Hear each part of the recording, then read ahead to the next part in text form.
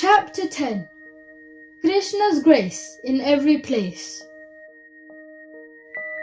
Krishna smiled and gently said, "I'll show you where my light is spread.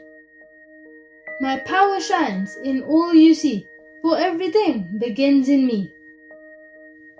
I am the start, the middle, end, the quiet air, the winds that bend. Among the stars the sun is mine, among all trees the sacred pine. The lions roar, the mountain tall, the rivers flow, I am in all. In every heart I am the flame, in every prayer you call my name. And those who see this truth in things will rise beyond what sorrow brings." Arjun bowed with hands held high. "You are the truth that does not die, the source of all, the shining thread that joins the living and the dead." He felt a wonder wide and grand, the world now held in Krishna's hand.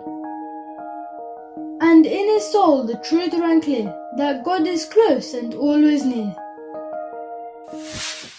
Don't forget to like my video and subscribe to stay updated.